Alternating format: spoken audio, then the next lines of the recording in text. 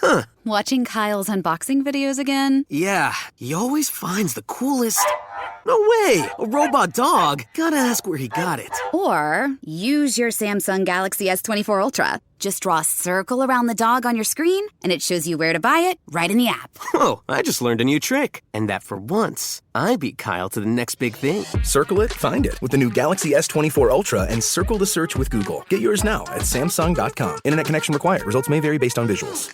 When you're dealing with a borderline personality, you want to use open-ended questions in what I call a two-way communication model. I like being worshipped here. I like this person loving everything I say and everything I do. No, yeah, you don't.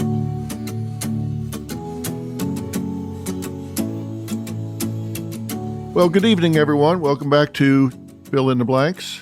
I'm Dr. Phil, of course. It's the Tuesday after Thanksgiving, and I'm hoping everybody had a good Thanksgiving.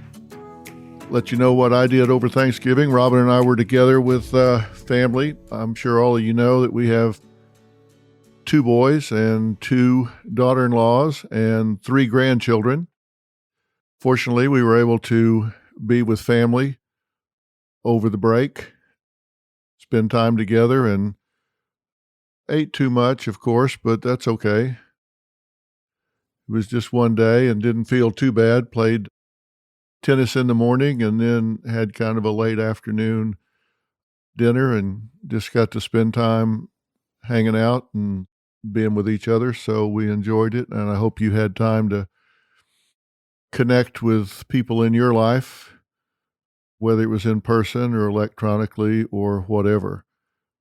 So hope you got to take a break and do that with your family one way or the other. On to the business of the night or of the day, whenever you may be listening. We've been talking about toxic personalities in the real world. You know, we covered narcissism, and then last week we started talking about borderline personalities. And this is the second time I'm talking about borderline personality because you encounter a lot of people like this, I know, because you've asked me about it a lot. And if you didn't catch last time, then it's in the library and you can go back and listen to it. Just a quick focus. Borderline personality disorder is kind of what we're talking about when this is present in the extreme. But remember, I said that all of us are on a behavioral continuum. And you may have a lot of the characteristics that we're talking about with borderline personality disorder, but you may not have them to the extreme, or you might be married to someone or have a sibling or someone you work with that has some of these characteristics, but they don't have them all, or they don't have them to the degree that they would qualify as having the disorder. So when I talk about it, I'm talking about it in the extreme when it reaches the level of being diagnosable. And to be diagnosed, there are like 9 characteristics of the borderline personality that I went over last time. You can see them. I'll talk about them quickly here in a minute. You only have to have 5 of the 9 to get the diagnosis. But we're talking here about patterns. You know, somebody might have these traits or characteristics or symptoms pop up for a day or two or in crisis, but not in pattern. So that doesn't mean that they have a borderline personality disorder. It just might pop up in pattern. But it's defined as a pervasive pattern of instability of interpersonal relationships or instability of self-image or emotions and marked impulsivity. These are really impulsive people. It's usually beginning by early adulthood, and it's present in a variety of contexts. So it's not just specific to home or then specific to work. It's present in a variety of contexts. That means they're the common denominator. They take this with them wherever they go. This personality disorder is really unique in how unstable these people are in their emotions and in their relationships, with vast changes that happen really fast. Sometimes this can be confused with bipolar disorder that has mania involved in it, but the difference is With a bipolar personality, these changes can happen within an hour. They can be happy, sad, and mad all within a very short period of time for no apparent reason. You go, oh my gosh, what did I do to trigger this? The answer is probably nothing, or maybe everything, because they bring this with them. You know, you've heard me say, when you enter into a relationship, you bring things with you that either contribute or contaminate the relationship. And people with borderline personality disorder bring this instability with them that contaminate the relationships that they get into. Impulsivity, for example. And so I'm going to talk today about how you deal with that, how you handle it. And let me tell you, these are not evil people. I always say that if you just look past the obvious emotions and ask yourself, wonder why this person is doing this, wonder why they're behaving or feeling or expressing the emotions they are, that it tends to bring out compassion in you. And that's what I'm asking you to do here. These people are miserable people much of the time. That's why they're doing what they're doing. They're not doing this to just make you miserable, although they may be making you miserable. They're miserable themselves. Just ask yourself, when you see someone like this that can't keep a relationship, that they're happy one minute, crying the next, raging the next, ask yourself what it must be like to live that way day after day, month after month, year after year, never be able to sustain a relationship, ride that emotional roller coaster all the time, what it must be like for them. So I'm asking you to be empathetic here. These people are really oftentimes in a lot of pain. And so I'm asking you to just be aware of that. So they do ride this emotional roller coaster. And as a result of these rapid swings, they try to get you on that roller coaster with them. And what I'm going to talk to you about today is how not to get on that roller coaster and how to guard against ever getting sucked in to begin with. Look, these people, when you meet them, they're going to come on really strong, really fast. They may idolize you in the very beginning and you think, wow, this is great.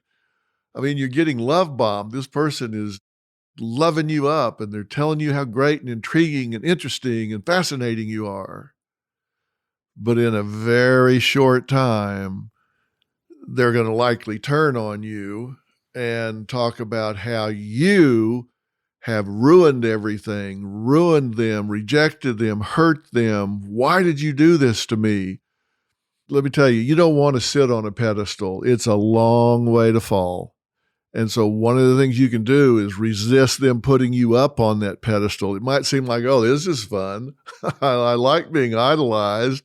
I like being worshiped here. I like this person loving everything I say and everything I do. No, you don't, because there's no way you can live up to that, even if they weren't borderline personality. And you certainly can't live up to it if they are a borderline personality. All relationships with these people, they get into them really fast.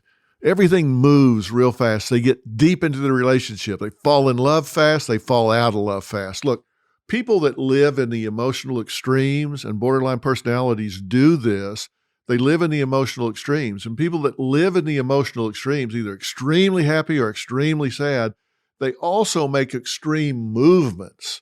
So if they live in the extremes of the emotions, then you can expect them to make radical changes, because they don't populate the middle range of just, oh, that's annoying. No, it's the worst thing that's ever happened to them. That's how they react to it.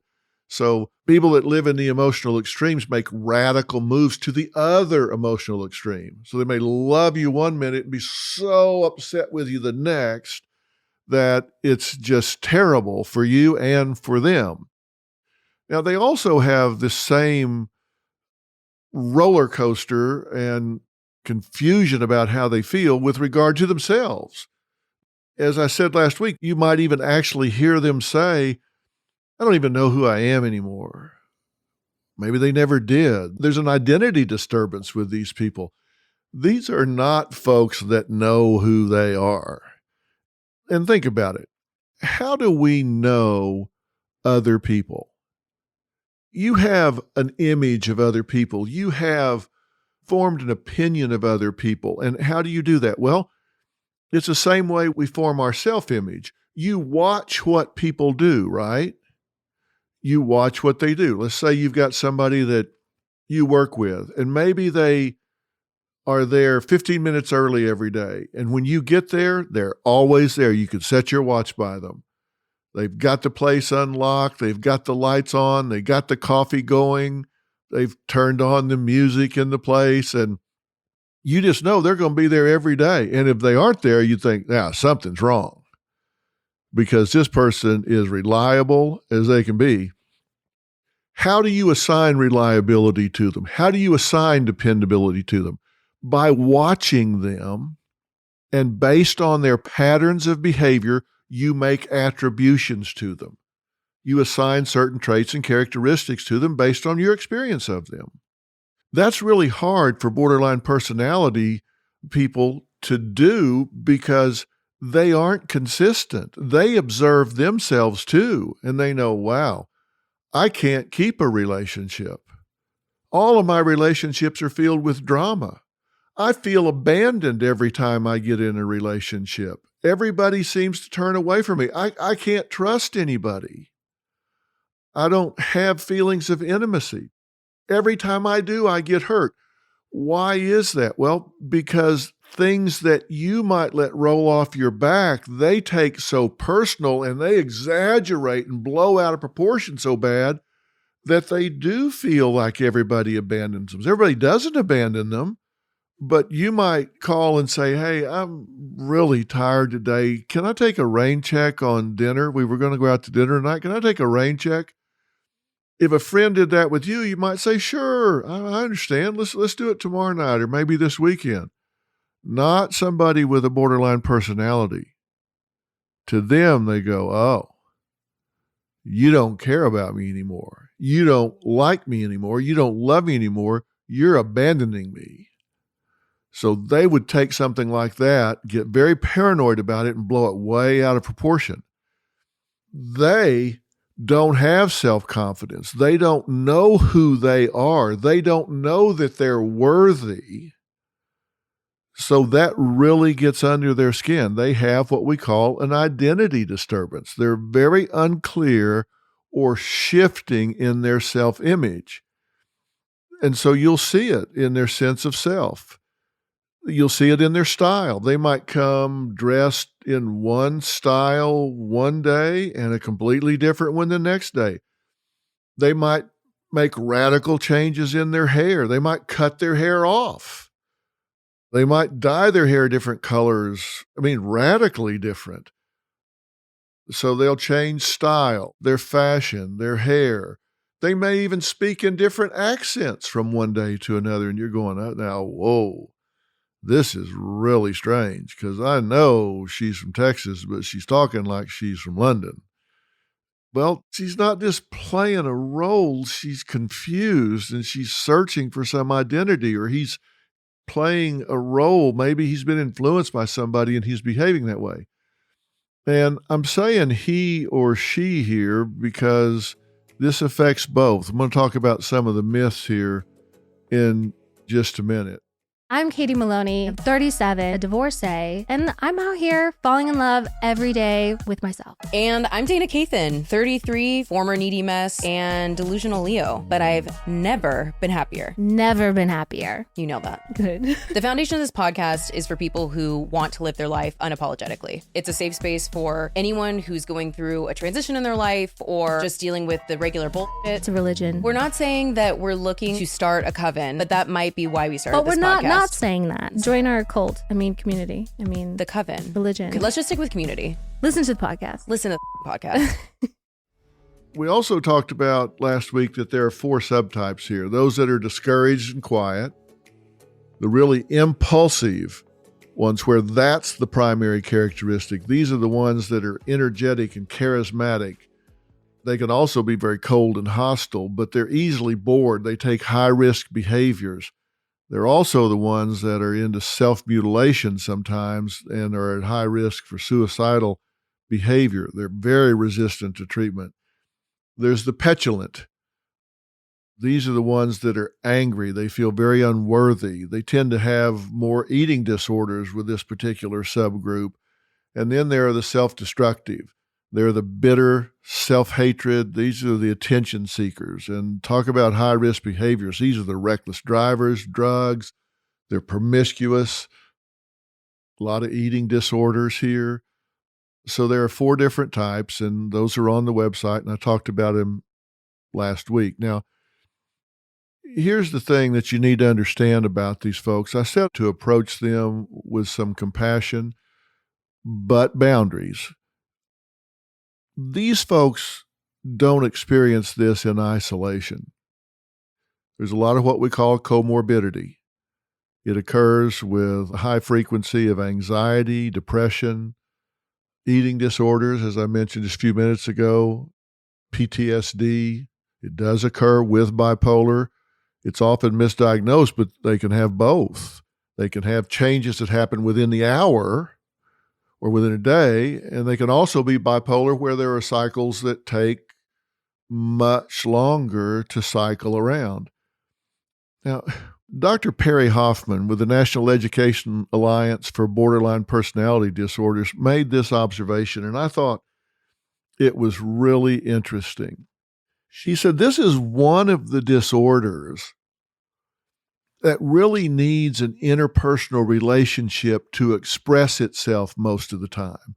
You could take a schizophrenic, for example, and just parachute them on to a deserted island alone, and you would still observe their schizophrenic behavior.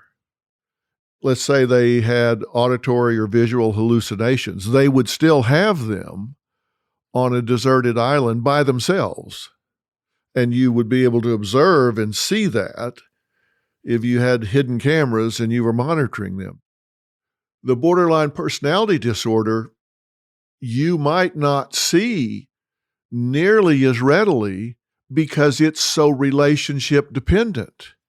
It's based on how they interact with other people, and there's nobody there to interact with. It wouldn't be as obvious. Now, there is disturbance of identity of self, so there might still be evidence in the fact that they didn't know who they were as clearly. They didn't have a clear, well-defined self-image, but that would be pretty internal, and so you wouldn't see it as obviously. But I thought Dr. Huffman had a great observation when she said this is one of those disorders that's relationship dependent. You have to be in a relationship for it to fully manifest itself. So you might have someone that you're observing in your life, and if they're not in a relationship, maybe they're in IT, they're working in computers or something, and you don't observe them in a relationship, these things might not pop out until you start interacting with them or you start observing them in a relationship with somebody else. Now, I want to talk about some of the myths. I want to clear some of those things up. And then I want to talk to you about how to live with these people and how to cope with these people. One of the myths that I hear a lot is that if somebody has a borderline personality, then they've been victimized as a child, that they were victims of child abuse. That's not true.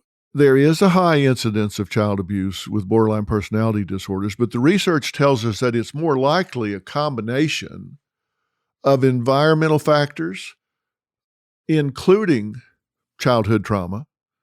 There may have been childhood trauma, but there are also biological factors and there are also social factors.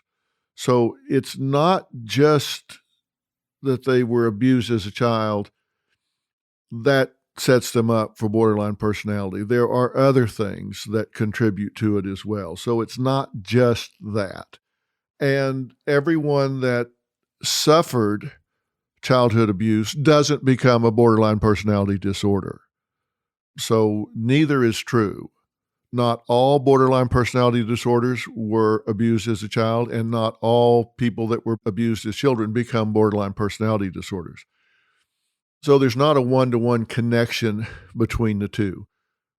Again, it seems to be a combination of factors, and there is a biological genetic factor there too. You can be more at risk if somebody in your family has suffered from the disorder as well. So it's not as simple as just, was this person abused as a child? So don't jump to that conclusion.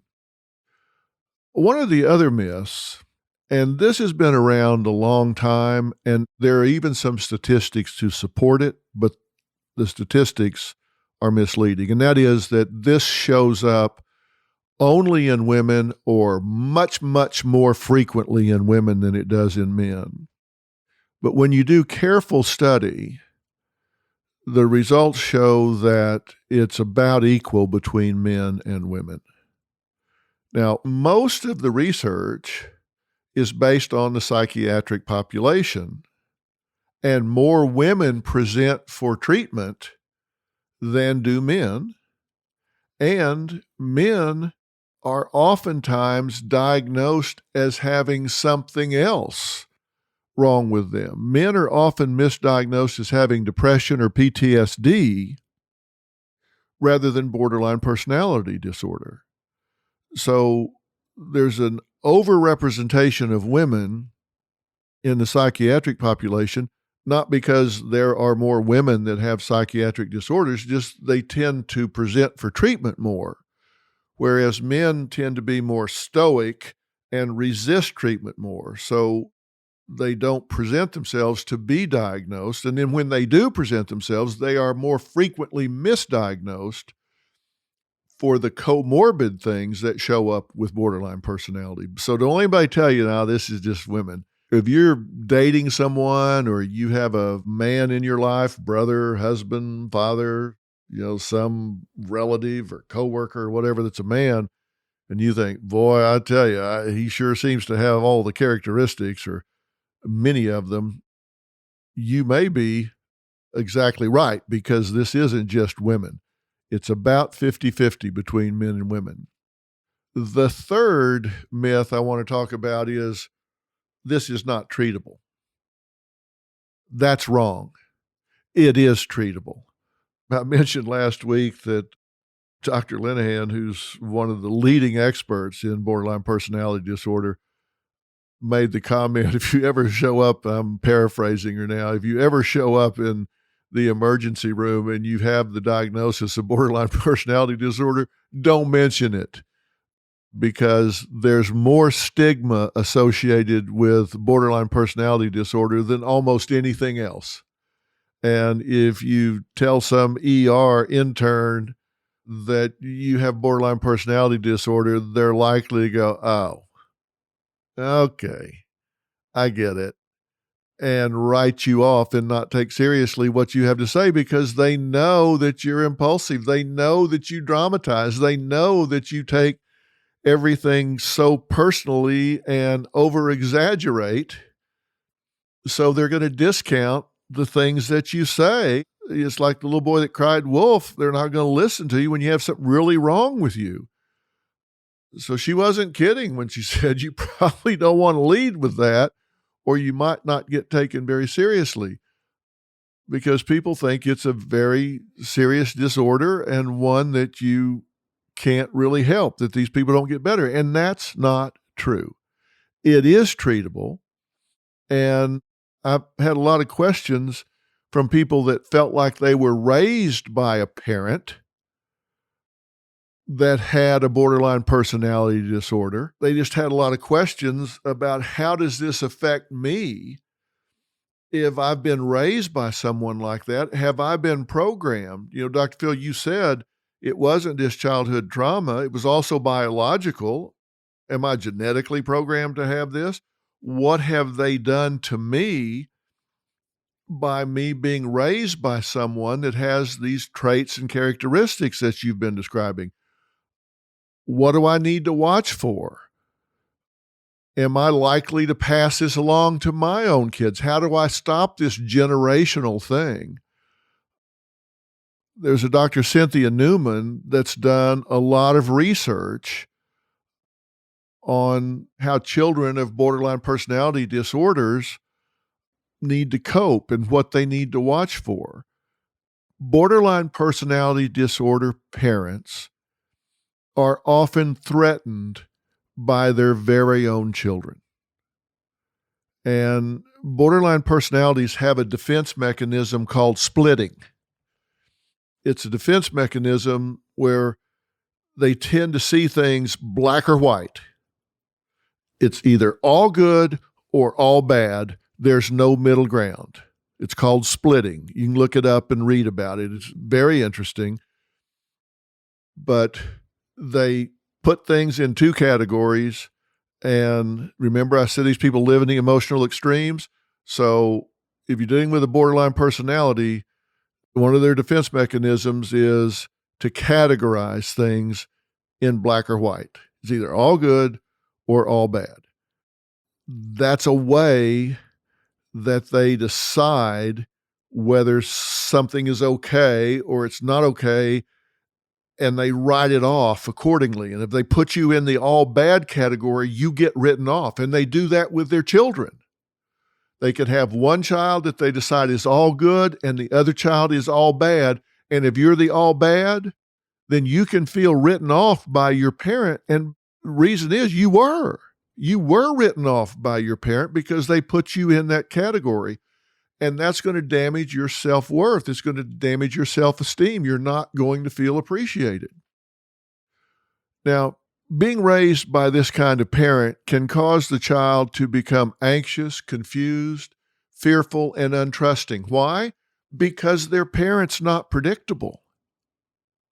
They think, okay, 1 minute the parent is all happy and loving, and it can be 15 minutes and they're in there raging at them or blaming them for everything that they, the parent, are feeling, or everything that's going wrong in the parent's life, they're blaming on the child. And so the child is confused. It's like, what the hell just happened? What did I do? Why am I causing my parent so much anguish here? And I know it's me because they told me it was. So if they're splitting and put you in the all bad category, and then they're in there telling you how you're to blame for all the ills in their life, then you come out feeling a lot of shame and a lot of guilt and really damaged in your personal truth. Your personal truth, what you believe about yourself at the core of your soul, the core of your being, has taken a real beating. And so that means you're very likely to see the world as a threatening place. You're very likely to feel hopelessly lost. And children of borderline personalities feel like they have to separate from their parent in order to survive. And guess what? You're right. You need to get away from that kind of programming, that kind of input, that kind of battering, that kind of emotional abuse. The sooner you can get away from that and get into a safe, nurturing place, the better off you are. The sooner you can safely do that, the better off you are. Children that have been raised this way get real good at reading other people because you become hypersensitized to watching your borderline parent, because you're watching for this mood change. You want to know when to duck and run, when to find somewhere else to be, when to get out of the situation where you don't have to put up with all of the wailing and blaming and shaming and crying and all of that. So you learn to watch and read, but they don't learn to measure their own internal emotions. They don't learn to measure what's real within themselves and pay attention to how they're feeling.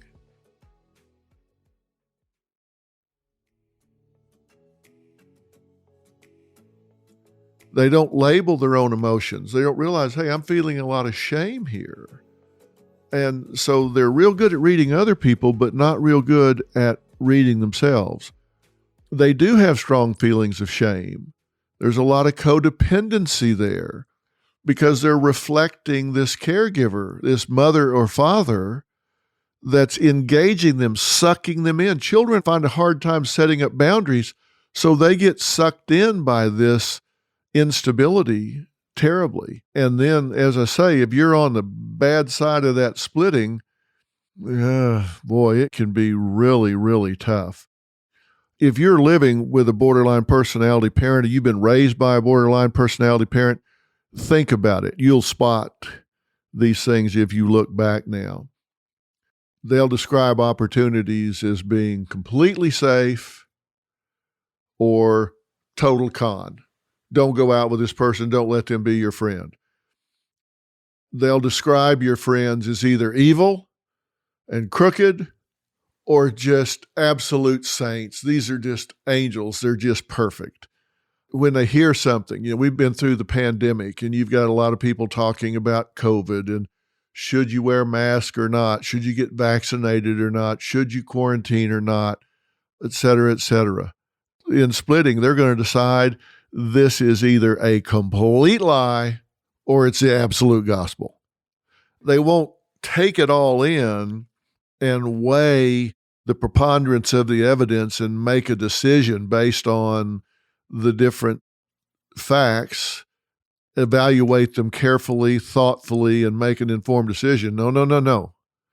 They're going to decide this is either the absolute gospel truth or it's a complete lie. Again, they live in the emotional extremes. You just need to watch out for it and know that this is something that can be treated. If you've been raised by a person like this, or you know somebody that can, just know that they do respond to treatment. And, what is the treatment? Well, it's a form of cognitive behavioral therapy. Dialectical behavior therapy is an evidence-based therapy that does have some good success with borderline personalities. Now, I'm not saying that you cure this and all of a sudden it just goes away, but DBT is a cognitive behavior therapy with added strong emphasis on change, acceptance, and acceptance on balance change. We're talking about identity and change of negative internal dialogue and pushing for positive behavioral change. And what I mean by identifying and changing negative internal dialogue is you get the person to listen to what they're saying to themselves. Because if you heard the internal dialogue of a borderline personality disorder individual, they're saying a lot of catastrophic things to themselves. And I'm a big believer in the power of language. And ask yourself what you're saying to yourself. Do you use a lot of catastrophic language? Are you the kind of person that says, oh, that was just horrible. My day was horrible. Well, words are very powerful, and they bring a lot of meaning with them, a lot of baggage with them. And if you say something, oh, that was the most horrible day of my life, it was just terrible, it was just catastrophic, those are big words as opposed to, it was a very annoying day. The difference between horrible and annoying are really different when you stop and think about them. Horrible is having full depth burns over 70% of your body. That's horrible. Having to put up with this annoying person sitting next to you at work who talks all the time and bugs you, that's not horrible. That's inconvenient. That's annoying. So part of dialectical behavior therapy is getting the person to listen to what they're saying to themselves, identifying what they say to themselves that's really negative. You're no good. Nobody likes you. Everybody's abandoning you. This was horrible. It was terrible. And changing that, and then pushing for positive behavioral changes, behaving their way to success. There's also a focus on distress tolerance. It focuses on acceptance of situations. It is what it is. Deal with it. It's not trying to blow smoke and say, oh, hey, everything's fine. Everything's not fine in life. And there's a lot of value in learning to accept the fact that everything's not fine and toughening up where you have some tolerance for distress. So you don't fold in the face of any kind of adversity. DBT helps these people, particularly those with borderline personalities, to not overreact, to just say, okay, that was not good, but I can handle that. It raises their tolerance for distress where they don't melt down and fall apart emotionally whenever they face adversity. They come up with change-oriented strategies. Here's how we're going to do this differently. You used to do A, we're going to learn how to do B. And they teach interpersonal effectiveness as part of this therapy. Here's how to handle your relationships in a way that are much better for you than what you've been doing. You know, a big part of this is what's called mindfulness. And this is often where each session will begin. You develop the ability to observe and accept versus judging and avoiding. Now think about that.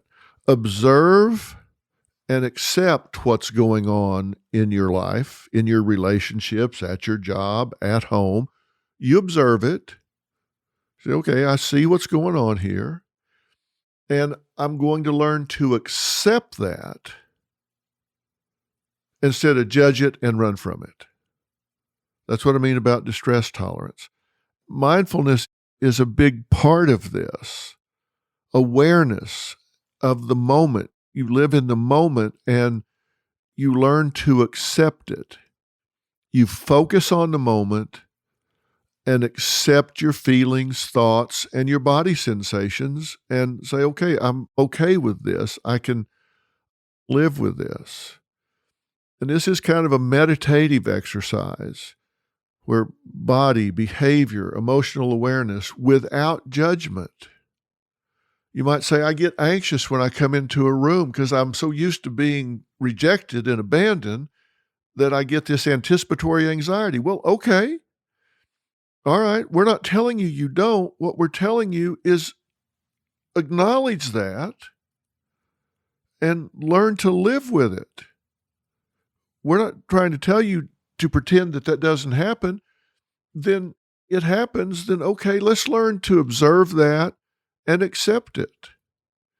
If you walk in the room and it happens and you've learned to observe it and accept it, then you say, okay, this is the anxiety that I knew was going to happen. It always happens. And it always goes down. It always abates after a little time. So I'm going to accept this. I'm not going to judge it. It just is. And maybe I'll learn how to deal with this at some point, but right now I'm just going to observe it and I'm going to accept it. You identify these difficult emotions without self-criticism. It's not about whether they should be or not. They just are. Think about that, because that's good for everybody, in my opinion, whether you are dealing with a borderline personality or not. Sometimes we just have to accept what is. This just is. This is just part of our life, and we have to raise our distress tolerance levels. And I have to say, I think the world could really benefit from raising our distress tolerance right now, because it seems like we're pretty hair-triggered. And I think if everybody could toughen up a little bit and not be so hair-triggered and so quick to be offended, even at ourselves, we would be better off. It's about the here and now. It's not about focusing on the past or the future.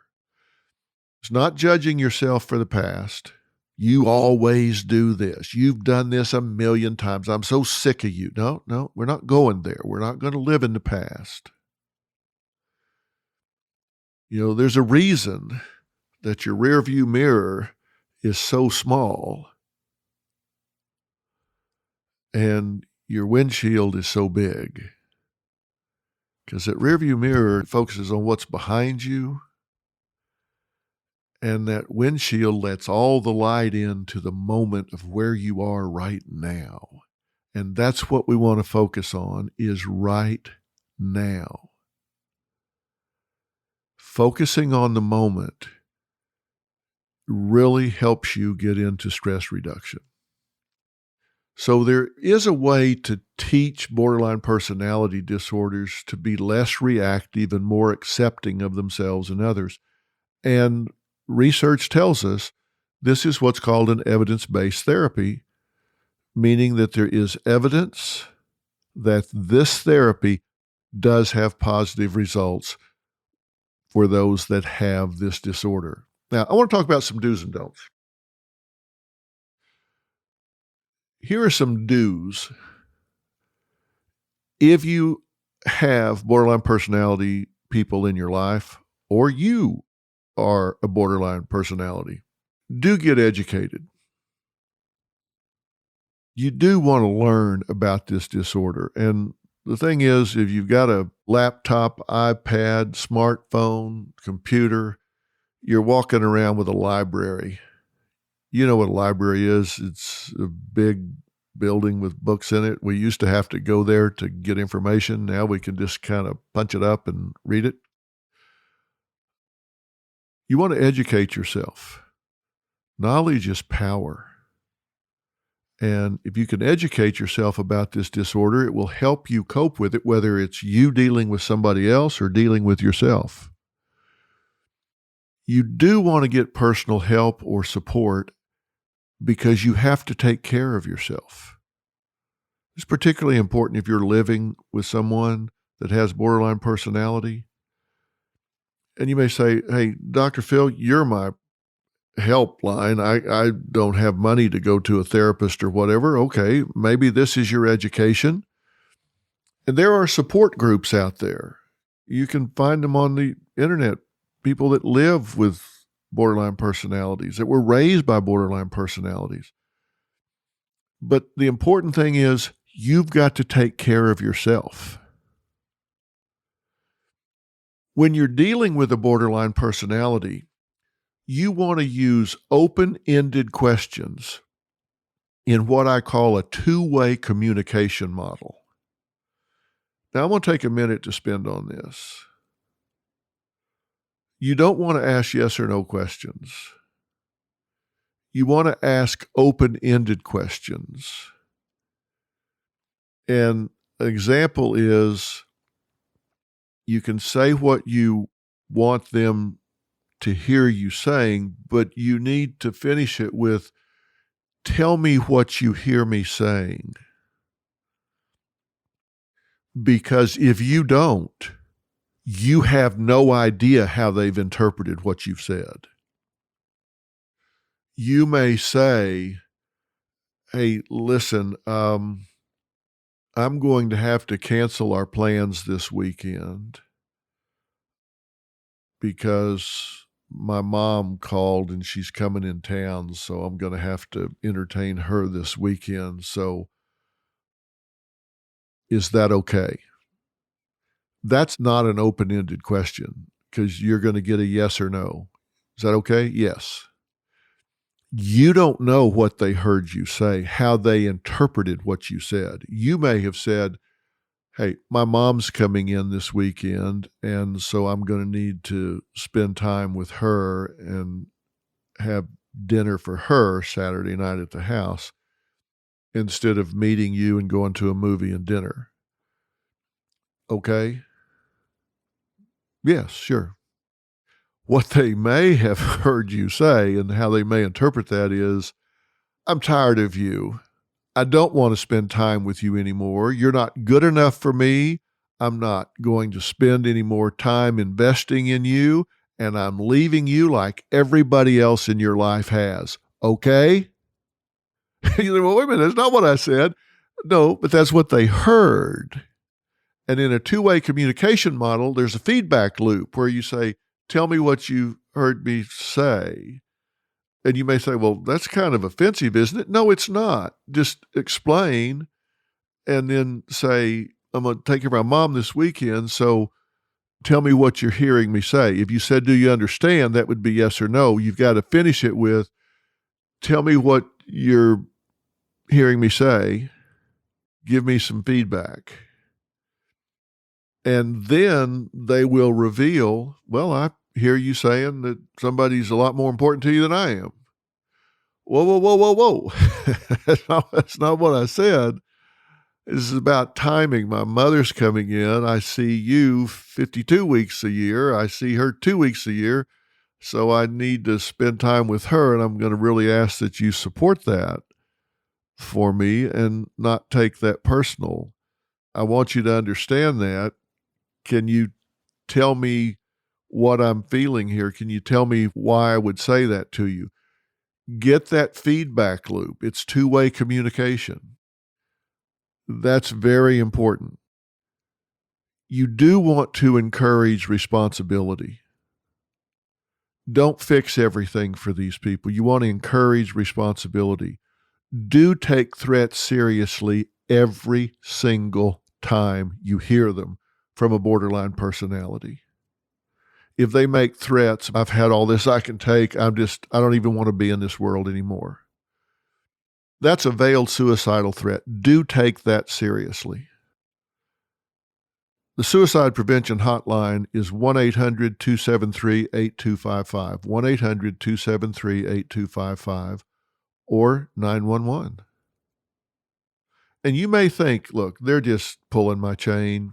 This is emotional extortion. They're just trying to leverage me, so I'll do what they want me to do. You may be right, but you're not qualified to make that decision.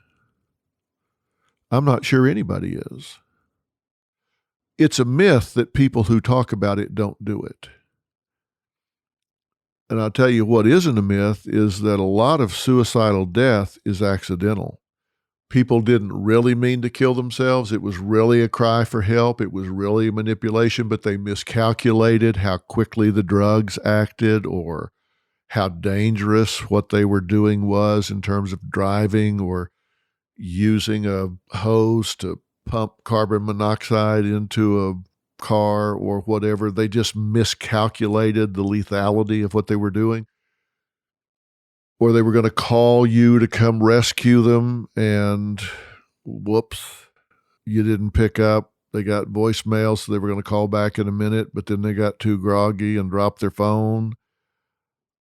Take it seriously every time. If somebody makes that threat to you, then just sitting right there with them, call the National Suicide Prevention Hotline on the speaker box and let them talk to somebody that is qualified to deal with it, or call 911 and they will send the sheriff out there that will do a wellness check, and they may take them to the hospital and have them evaluated by a psychologist or a psychiatrist. Do encourage these people to get into treatment and support them when they do.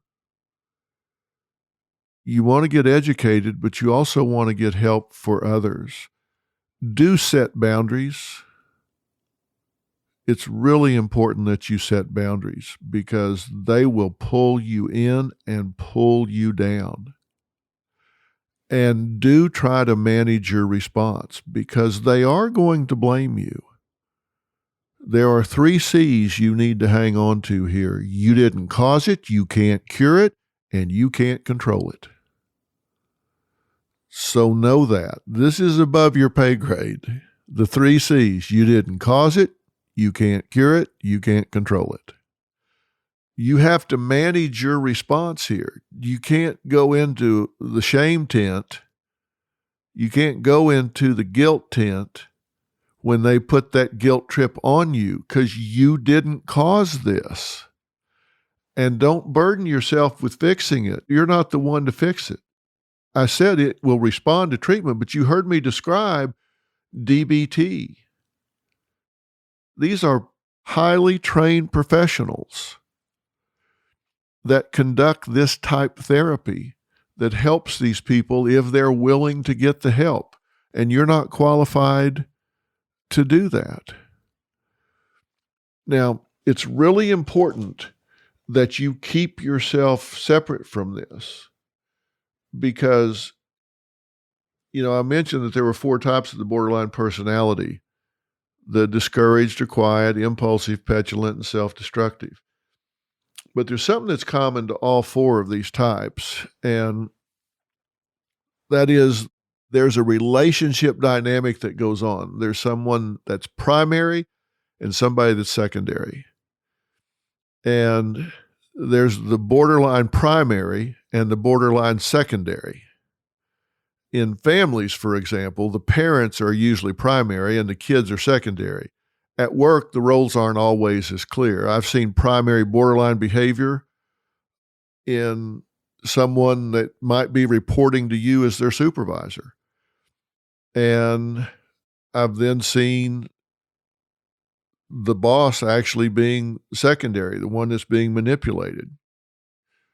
So you've got to really pay attention to if you have a borderline personality in your life that's pulling on your emotions, that's pulling on your behavior, that's doing all the things that we talked about in the beginning.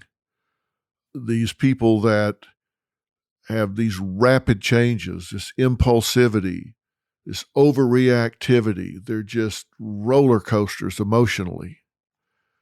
So here's what I want you to ask yourself. Who has borderline behavior in your life? And stop and think about that right now. Write down the 10 key relationships in your life. Your best friends, your closest coworkers, the siblings that you interact with the most, your mother, your father, if you interact with them a lot, your spouse, whatever. Write down the top 10 core relationships in your life. And then go down that list and ask yourself, are any of these people that I would have to say possess a lot of these characteristics that we've talked about in terms of borderline personality disorder? I mean, instability in relationships, moods, behavior identity, fear of abandonment, chronic fear of being left, overreactivity, impulsivity. Those things. Are there people on this list of 10 people that are uniquely unstable, that vastly change in short periods of time, that get into relationships really deep, really fast, and then they fall apart just as quickly? People with fear of abandonment, pattern of unstable relationships, identity disturbance, impulsivity and self-destructive behaviors, self-harm, extreme emotional instability, chronic feelings of emptiness, explosive anger, transient stress-related paranoid ideation. Go through the 10 core relationships and ask yourself, do I have these people in my life, and what is it doing to me? And are they pitching? Are they throwing this stuff at me all the time? All the time. Are they doing that? And you have to decide, I'm going to stand up for myself. I'm going to have healthy boundaries. I'm going to do the things that we talked about on the to-do list. I'm going to maintain those boundaries. I'm going to encourage them to get help. I'm going to take care of myself. Now, let's talk about what some of the don'ts are. Don't get sucked into their constant need for attention. Don't play the game. They will suck you dry. They are a bottomless pit. Don't take things personally. Don't be crushed when they blame you and accuse you of abandoning them, hurting them, betraying them. You can't take that personal. They're the ones that take it personal. No, this is who they are. It's not what you do. Remember, I said 3 C's. You didn't cause it. So you can't take things personally. Just because they're accusing you and pointing their finger at you, you can't be crushed by that. Don't start to normalize their dramatic behavior and ignore your intuition when it says it is not okay for them to do what they're doing. If you're seeing them be promiscuous, if you're seeing them take risky behaviors, if you're seeing them do things that you just know in your heart, this is just not okay. But they've done it so much that you just start normalizing it in your mind because you say, I'm just not going to react to this every time.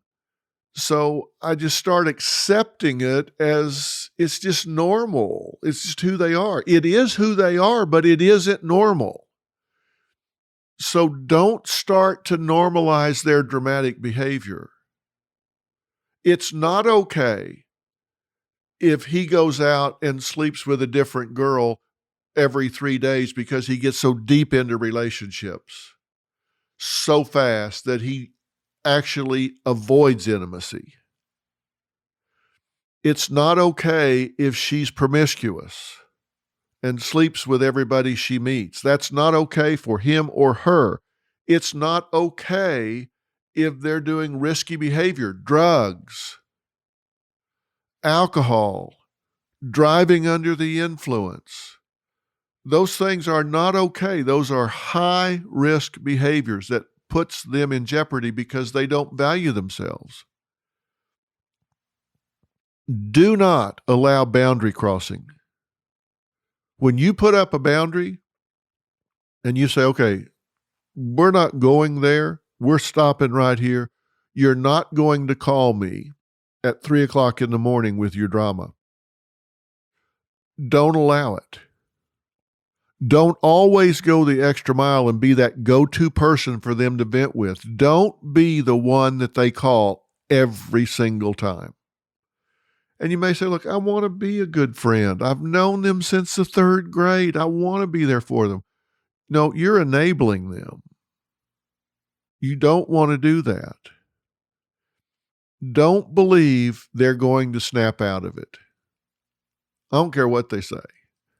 If they say, okay, look, I know you're so great and you've been there for me, and I promise you it's the last time. Not going to do this. Yes, they are.